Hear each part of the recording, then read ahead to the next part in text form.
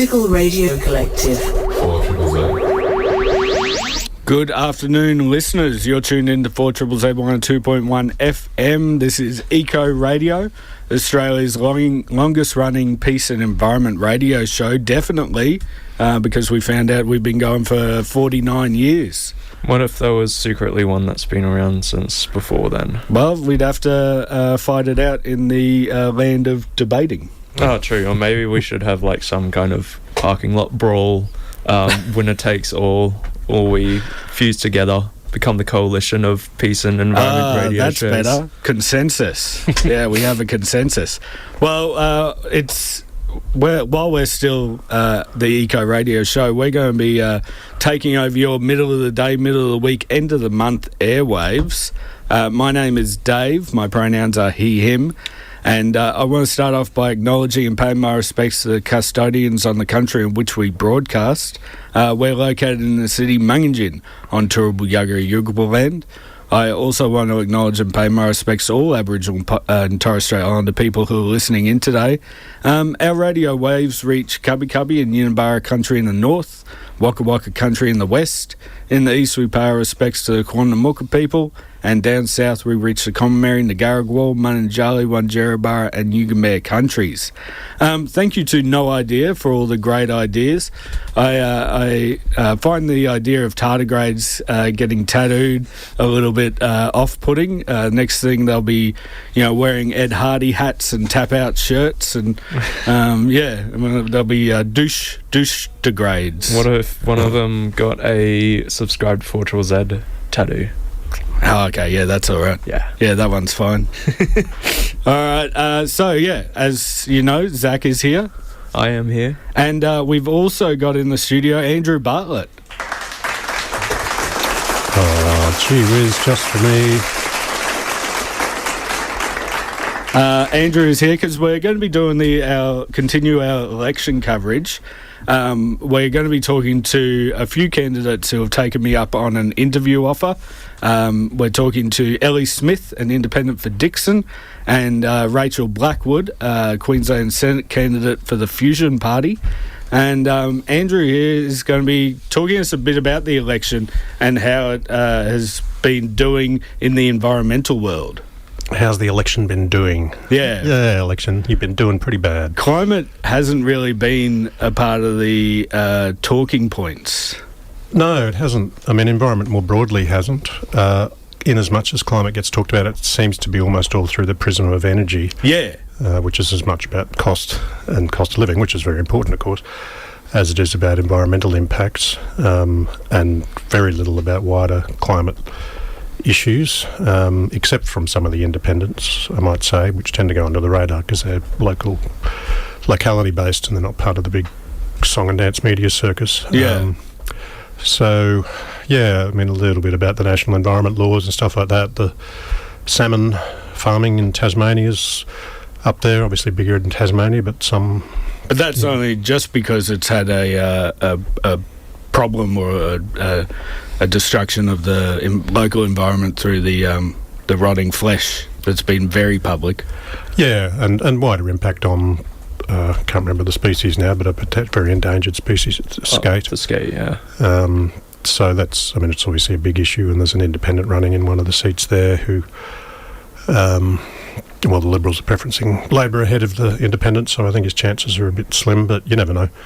Tasmania, that because the electorates are a bit smaller and the community momentum can build a bit more, it's a bit of a dark horse. Yeah. But, it gets the issue. It's not just about who wins in elections, it's about what issues get put on the agenda. So to go back on your question, not really a lot about the environment overall, and even not a great deal about climate, no, to be honest. It's largely been mainly about the nuclear energy proposal by the coalition. Yeah, I mean, that's died off a little bit too. I was at the Politics of the Pub last night at the Powerhouse down the road in New Farm, down the road from here anyway. That came up a little bit in questions, and renewable energy and nuclear.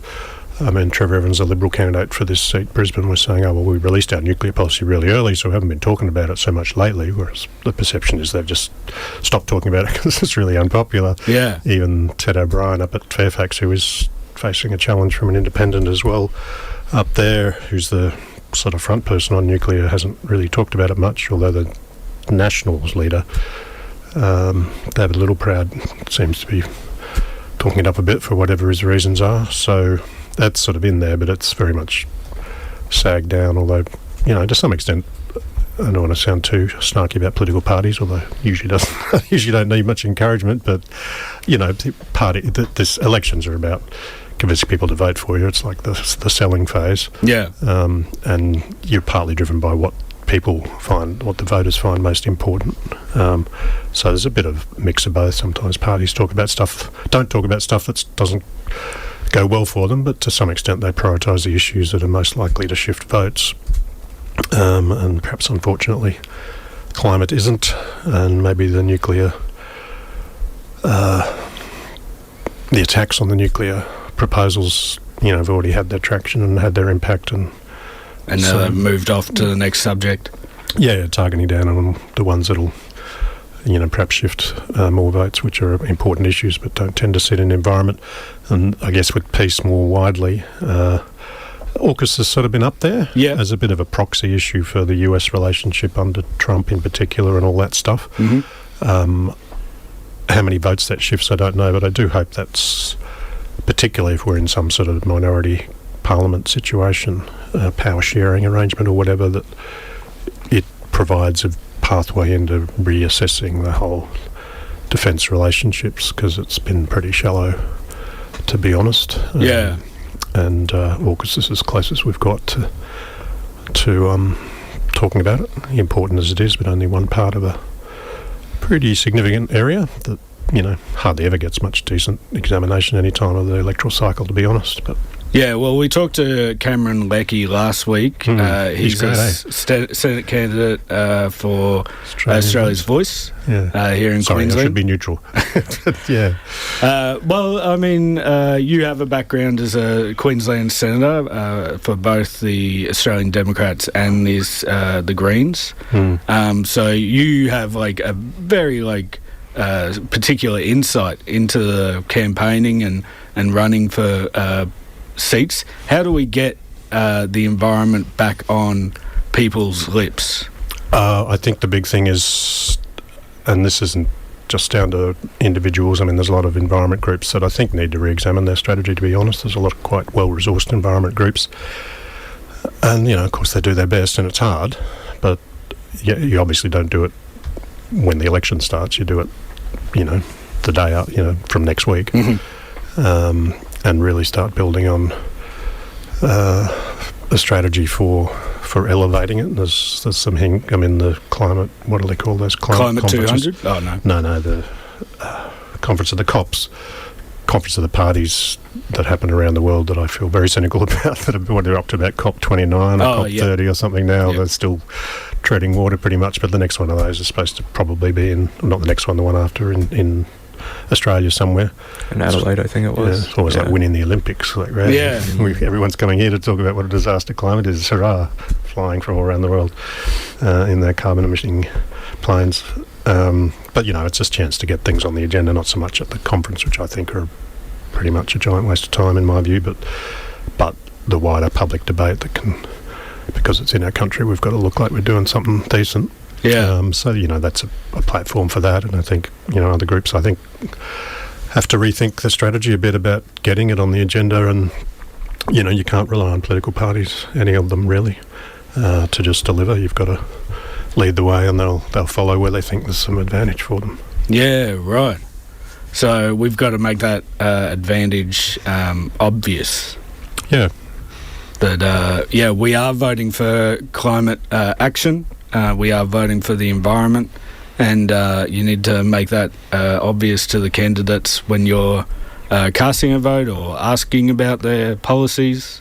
Absolutely, and in those 3 years leading up to election, you've got to make enough of the public to join in with you to build a solid movement around that, and part of that is explaining to making people aware and understand better why it's in their interests, and that's often portrayed as people being selfish. Not being selfish, just being logical. You look at what's going to impact and what matters most for me, and my family, my community, my planet, whatever. Someone's loving this conversation because we just got a subscriber. Oh, So I'll just keep talking.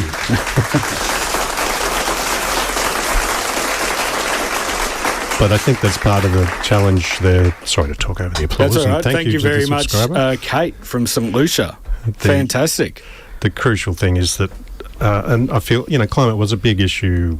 2010, it was a big issue, a bigger issue again a couple of elections ago. And there's often a bit of like, oh, what's up there? Yeah, and then elections happened and like this, things sagged down again. You've got to really look for ways to keep building that momentum, which is really hard over and over, and to just reframe it, because people get like, oh yeah, we've talked about climate, what's something new about it, what's something extra, or environment more broadly, biodiversity, I think, rarely gets the look in that it deserves, which is about a lot more than just climate. So it's finding ways that can easily communicate to people why this is a priority issue, and the same for me, even harder, with peace issues. Part of that, I think people feel that issue is really important, but they don't think there's anything they can do about it. It's something that just sort of happens with, idiots up on the world stage we can't do anything about, and that's how Parliament tends to work that way as well, where it very rarely talks in depth about defence and foreign policy issues, except in a very shallow sort of chest-thumping, cartoonish superhero way. So that's... peace movements struggled even more with that, I think, over the decades. Well, hopefully we'll be able to talk about this more, but after a song, we're going to be talking to Ellie Smith. She's an independent for Dickson. I wanted to talk to her because she has a background in environmental management and has also worked for Lock the Gate. So let's go out with this song. This is Jade and the Lilts with Little Birdie. We'll be back after this. You're listening to 4ZZZ on Eco Radio. It's the last day of April Atonement. Don't freak out. Everything is going to be all right. There's still time to atone before the clock strikes midnight. In just a few simple steps, you can help keep this community radio alive. You know what to do. Head to 4zzz.org.au/support and subscribe now so that you can atone before it's too late. We really don't want you to miss out on an opportunity to win one of our fantastic prizes. You are listening to 4ZZZ. This is Eco Radio. My name is Dave, and on the line I have Ellie Smith, candidate for Dickson. Ellie, thank you so much for joining us. Hi Dave, how are you? Good, thank you. So I wanted to talk to you as you have a background in environmental management. You've also worked for Lock the Gate, and your campaign's backed by the Climate 200 fundraising group. So as someone with such an extensive environmental background, what do you think are the biggest threats to our environment here in Australia? Well, that's a big question. I might start with Dickson. So I'm running as a community-backed independent here in Dickson, and which is in the northern suburbs of Brisbane. And we have a lot of beautiful creeks in Dickson, but the big challenge with them is that when we have big weather events that cause flooding, it causes a lot of anxiety for our community. And so that's a big one for me as I go around talking to people around Dickson, how we can do flood mitigation measures, do housing developments more sensibly so that they're not causing problems downstream, but then also making sure that we have our climate targets right so that we're not exacerbating the problem. Yeah. So how do you think policies, if you put in place bills, how do you think that would fix the problems? Well, there's a lot of things that we can do at the local level to ensure that people's houses are better protected, but really we need to get those climate settings right so that we aren't causing more problems. And it brings me on to another big issue for us locally, which is around power bills and the cost of power. 64% of households here in Dickson have solar on our rooftops. We're big into solar, and we have large areas of industrial warehouses as well, with a lot of potential for solar on rooftops. So people are really voting with their wallet around how they want their energy future to look, and so I'm supporting our community and the broader Australian community to have batteries, and I'm really pushing for both major parties to come on board with the idea of supporting batteries for households and businesses.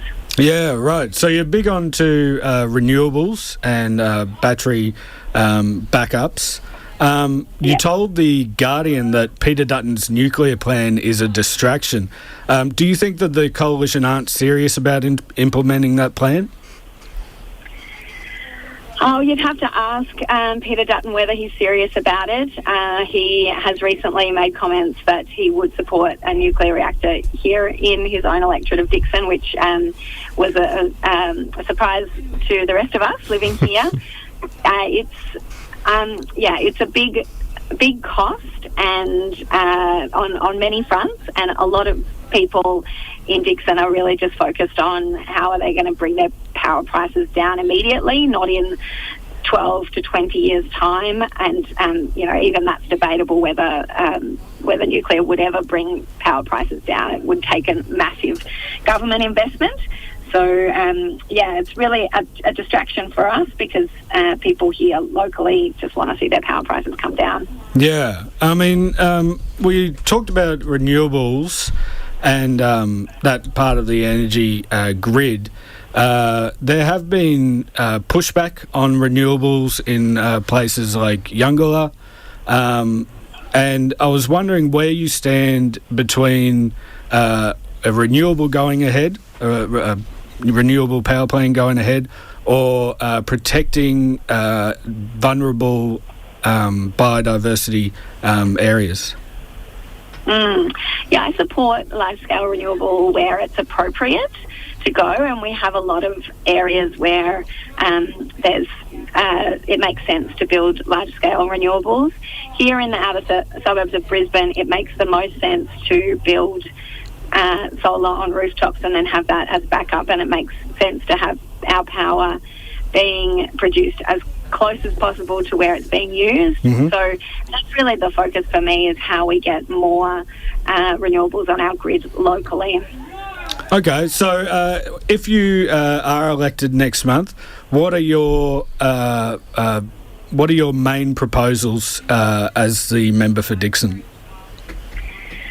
We've had a lot of neglect here in Dickson. We've had a local member who's more focused on his career than really advocating for our local community, so there's a lot of catch-up to do. And one of the things that I hear about a lot when I go around chatting to people in the community is around transport infrastructure. So we're a big black spot for public transport. Mm-hmm. Here, people have to get into their cars to get to work, and unless they have the luxury of working from home, and also to school and the shops. So focusing on making sure we're getting our fair share of funding, and that there's that real emphasis on public and active transport and the road infrastructure that we need so that people can get around. So that's a big focus for me. And then the cost of living is affecting everyone. So I'm going to be really strongly advocating for changes to competition laws so that we can see the prices at the big shopping centres coming down, mm-hmm. and their fair pricing, and with that transparency that's needed. Okay. How do you think your background as an environmental manager and with Lock the Gate, how do you think that has prepared you for office? Well, I've always been a strong advocate for communities, and you'd know, Dave, the work that we've done at Lock the Gate, working with farmers and really building bridges between environmentalists and more conservative communities, and finding the things that we agree on rather than digging into the things that we disagree on. And that's really the difference, I think, between me and the major parties, where they are always looking for that point of difference, whereas I will always be looking for the things that we can work together on, and strongly advocating for our community. I've lived here for almost a decade and have just a lot of respect for our local community and the way that we advocate for ourselves here. and I think that should be reflected better in Parliament. Okay, fantastic. Thank you very much for joining us, Ellie Smith. Thanks so much, Dave. All right, that was Ellie Smith, candidate for Dickson. You're listening to 4ZZZ. This is Eco Radio. Your weekly dose of science on 4ZZZ is now available as a podcast. I learned that you can hear the difference between different water temperatures when they're poured. I'm going to pour one after the other into a different glass, and you have to tell me which one is which temperature. I've got a hot and a cold. Right, here's the first one. Any thoughts? Yeah, I'm saying cold. It sounds cool. Yeah. Yeah? Okay. Here's the second one.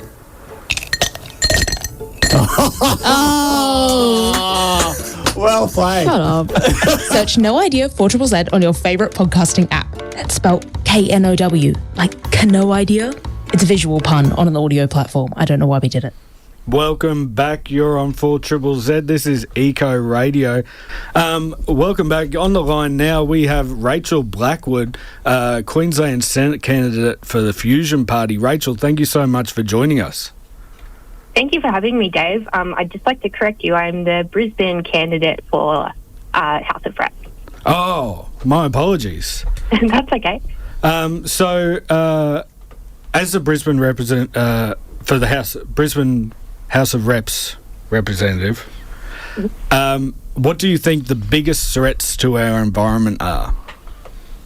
Right now, Australia is facing a climate crisis, and I think it's due to the reliance on fossil fuels and having inadequate environmental protection and unsustainable development. So if elected, how will you go about fixing those problems? Yep. So I would call for urgent climate action by phasing out fossil fuels, funding renewables, protecting nature, and ensuring our local communities have a voice in environmental decisions. Yeah, okay. So how does that go as practical political movements? Yep. So Fusion stands for the phase out of coal, oil and gas, and we'd like to do that through strong regulation and investment in clean energy, especially removing subsidies from fossil fuels and redirecting those towards clean energy. Okay. The Fusion also supports the goals of the Climate Rescue Accord. Yes, can you talk to us about those and how they will be implemented? Yep. Forgive me. No, you're right. So we'd like to strengthen environmental laws to restore ecosystems and also empower the Environment Protection Authority with enforcement power to actually meet those as well. Yeah, so we need more power to an EPA. Do you think that there isn't strong enough protections in the Labor government or in the Liberal government? They wouldn't implement anything new? I don't think so. I'm concerned, especially for the Liberal government, if they're joining up with One Nation, because they are very climate averse, and I would be concerned that they would, in fact, make it worse going forward. Yeah, the One Nation is also calling for higher royalties on fossil fuels. Would you support that? Royalties as in receiving the government from them? From fossil fuel companies.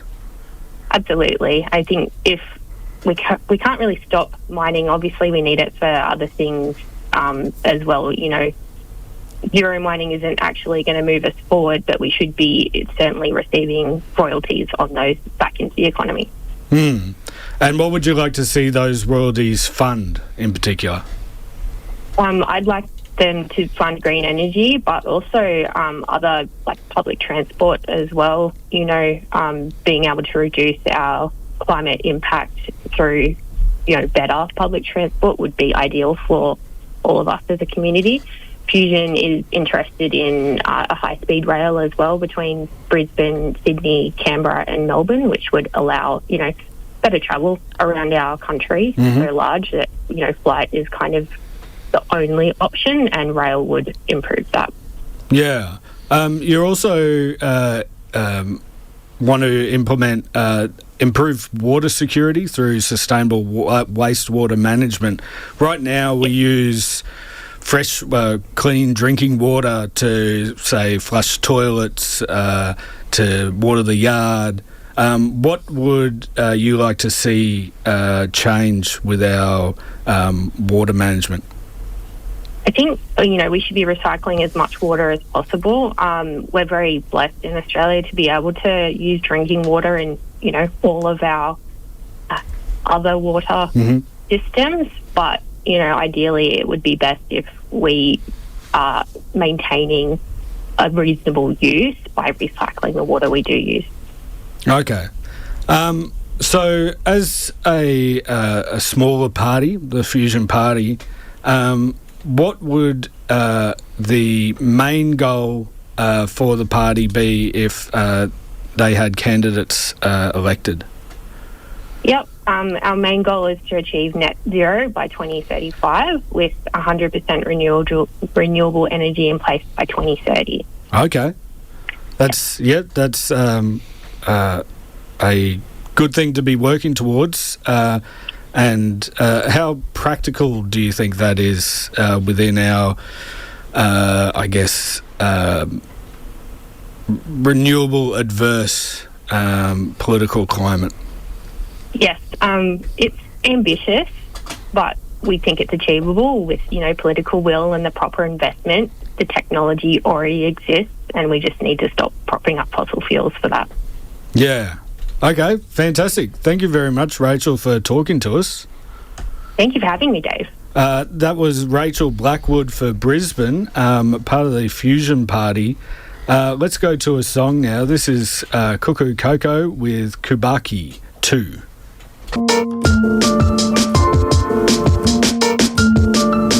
You're listening to Eco Radio, the radio of the future. You are listening to Eco Radio, the radio of the future. Thank you, small child. You like that, Andrew? Very creepy. Yeah. We just heard then from Cuckoo Coco with Kabuki 2. And that was our election coverage with all the candidates that got back to me for interviews. The people who didn't get back to me were Liberal, Labor, Greens and Lambie. They didn't wish to be interviewed, I guess. So, Andrew, what do you think about the coverage? On Eco Radio? Yeah. Well, I think it's good to be drilling down into the local level, like I faintly alluded to before, with a lot of certainly with the independents, because they're at local level, they don't get the depth of what they're about examined by broader media. They might a little bit in local forums and things. But, we'll see what happens on the weekend with various independents. As I think I already said, I don't think it's just about who wins and loses, although obviously it's pretty important, but it's about looking at the shifts of support and where it's trending towards and what can be built on, what needs to be counted and that sort of stuff. We need to understand better. We'll see how the independents more broadly go, and it's a very broad term, but I think we collectively need to do better at examining more of what they're about, so that chance of getting to drill down a bit. Same with smaller parties in general. It's always good to hear what their views are to flesh things out a bit. That's actually a lot what 4ZZZ does. We get smaller voices heard, more community voices heard. I know that the Indigenous Party was on Workers' Power, and that's sort of like our niche in the media. And if you are a big fan of niche media, then you could become a subscriber to 4ZZZ. Just head to 4zzz.org.au/support and you could be a subscriber. We're currently running our April Atonement subscriber drive. Last day, isn't it? Yeah, it is. Yeah, this is your last time to get in. You won't be able to atone for your sins after today. No, it's close. At least not for another year. And, you can go in the running to win a whole bunch of different prizes. My particular favourite is the for $25 you can get a pet subscription, and you'll go in the running to win an outside-the-box frame pet portrait. We did a little funny thing last week where we named a bunch of non-pets that you can subscribe that I'd love to see as a pet portrait. I think I misunderstood that video because I didn't realise it was supposed to be animals you could find in your backyard, and I was just like naming random animals. Well, I mean, you probably could find a velvet worm in your backyard, right? Maybe up in Cairns. Yeah. Well, maybe not a crayfish for most people, or an eel. No, unless you're very lucky and you've got a nice creek running through your backyard. It's not my backyard, but my parents have a creek that goes through there. There we go. Yeah. So not impossible. Not impossible at all. So I'd love to see, people get some weird pets framed and painted in a pet portrait. Salty came in, Salty the Rhinestone Cowgirl came in and was wondering what a good name for a velvet worm would be as a pet. Maybe Vivian is a nice one. Vivian the velvet worm. Velveteen Dream. Velveteen Dream. Yeah. Velvet Underground. Yeah, you could go to the Velvet Underground for velvet worms live under the ground. I presume they do. I don't think so. I think they hang out in trees. No, the velvet worm is all like on moss. Yeah, the very humid conditions. Velvet on the ground. Velvet on the ground. Actually, that's a really good band name. I would love to see that band, Velvet on the Ground. So if you're a long-time listener or a least-time listener and you want to become a subscriber, you can go in the running to win all those prizes, including a free year of alcohol-free beer. There's a concession full and super and passionate subscribers are eligible for the New Farms Cinemas mid-year retrospective pass. I know that one is in high contention. But a little note, if you do subscribe during today, the last day of April Atonement, you do have a greater chance of winning a prize than if you subscribe during Radiothon. Because there's just less people who subscribe. Oh. So, yeah, Basic maths. Basic maths. Us I'm no not good idea at maths, people. but, yeah. To get them to do a scientific calculation about it or something. So, those are fantastic things that you can be a part of and be a part of a community-run, community-led radio station here in Brisbane. Yeah, sounds good to me. Absolutely. There's other things you can do in the community. We like to call it here the Bushcare Roundup. It's a Bushcare Roundup. They've been pulling out weeds and then they put in trees. It's the Bushcare Roundup. This Bushcare Roundup is going to be about environmental things that you can get involved with in your community from Thursday, starting at 7:30. You can go to the Birds Queensland monthly meeting. That's at 52 Merthyr Road, New Farm. That's going to have guest speakers Sophie Gilbey talking about the interconnection of country, culture and birds, an Indigenous perspective. It's also going to have Andrew Skeoch, who is doing deep listening to nature. Andrew records nature, and you can find his work on Bandcamp. I've played it on the show a few times, and it's just serene. On Friday at 8 o'clock, you can go to the Seed Collection Workshop at Nosworthy Park in Corinda. On Saturday, you can at 2 o'clock, you can go to the Bushcare at the CREEC, CREEC Environmental Education Centre.